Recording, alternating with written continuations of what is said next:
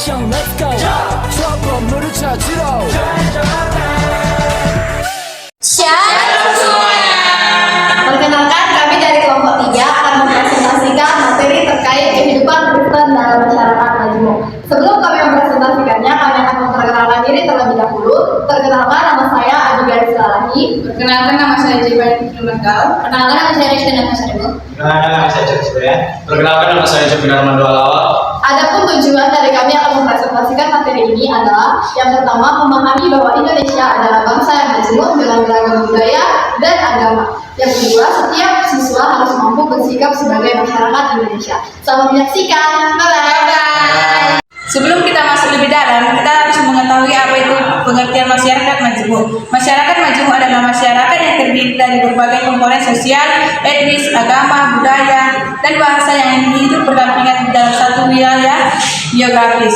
Indonesia adalah salah satu contoh nyata masyarakat majemuk dengan semboyan Bhinneka Tunggal Ika.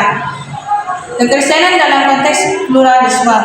Kekristenan mengajarkan kasih, keadilan, dan penghormatan terhadap martabat manusia yang menjadi fondasi penting dalam kehidupan masyarakat majemuk. Dalam konteks pluralisme, kekristenan dipanggil bukan untuk mendominasikan, melainkan menjadi terang dan garam yang terdapat pada Matius 5 ayat 13-16, yaitu memberi dampak positif lewat kasih dan keteladanan moral. Kita akan masuk ke topik berikutnya, yaitu tantangan kekristenan di tengah kemajemukan. Nah, ada beberapa tantangan kekristenan di tengah kemajemukan. Yang pertama, eksklusivisme. Ada kecenderungan gereja bersifat eksklusif atau tertutup dari komunitas lain. Untuk itu, di tengah kemajemukan ini, gereja harus bersifat terbuka bagi dunia luar dari gereja tersebut, supaya terhindar dari hal-hal yang dapat menghambat pemberitaan Injil. Yang kedua, radikalisme dan intoleransi. Seringkali umat Kristen menjadi korban intoleransi, namun juga ditantang untuk tidak membalas dengan kebencian. Karena umat Kristen diajarkan untuk membalas kejahatan dengan kebaikan, bukan kejahatan dengan kejahatan. Sebagai umat Kristen, kita tidak boleh menanamkan radikalisme dan intoleransi agar Injil terbuka kepada siapapun, baik dari suku, bangsa, dan ras yang ada di dunia ini. Intoleransi menjadikan kekristenan akan sulit menggapai atau menjangkau jiwa-jiwa bagi Kristus. Yang terakhir dari tantangan kekristenan dalam masyarakat majemuk adalah kurangnya dialog antar agama. Kekristenan harus aktif dalam membangun jembatan dialog antar umat beragama demi perdamaian. Pikiran terbuka akan membawa kekristenan terbuka untuk prinsip kebenaran dan kasih. Selanjutnya adalah peran gereja dalam masyarakat majemuk. Setelah kita mengetahui tantangan kekristenan dalam masyarakat majemuk, kita akan mengetahui peran gereja dalam masyarakat majemuk. Yang pertama, pendidikan dan kesehatan. Gereja dapat terlibat aktif dalam pelayanan pendidikan dan kesehatan lintas iman. Kedua, dialog dan rekonsiliasi. Gereja dipanggil untuk menjadi mediator damai seperti dalam konflik sosial atau intoleransi agama. Ketiga, kesaksian sosial.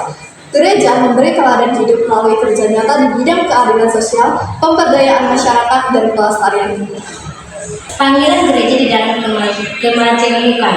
Panggilan untuk hidup berdamai Roma 12 ayat 18. Paulus menasihatkan agar terdapat mendidik orang percaya hidup dalam damai dan semua orang dalam masyarakat majemuk, dan ia berarti tidak memaksanakan iman kepada orang lain, tetapi menunjukkan kasih Kristus melalui perbuatan nyata.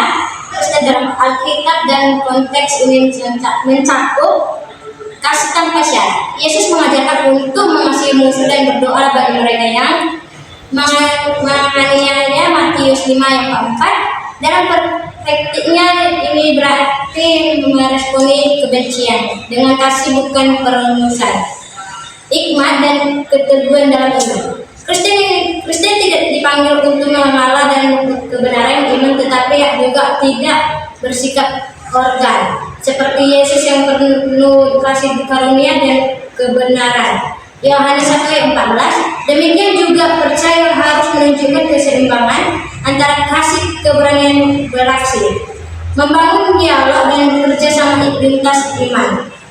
Mengikuti prinsip Roma 12 ayat 18, umat Kristen perlu aktif membangun hubungan dengan masyarakat sekitar, menjalani dialog dan berkontribusi dalam kehidupan sosial tanpa mengendapaskan sektarisme. menjadi teladan etika dan norma. Ketika umat Kristen hidup jujur, bekerja keras, dan peduli terhadap sesama tanpa membedakan latar belakang mereka, menjadi kesaksian hidup dan berdampak. 1 Petrus 2 ayat 12.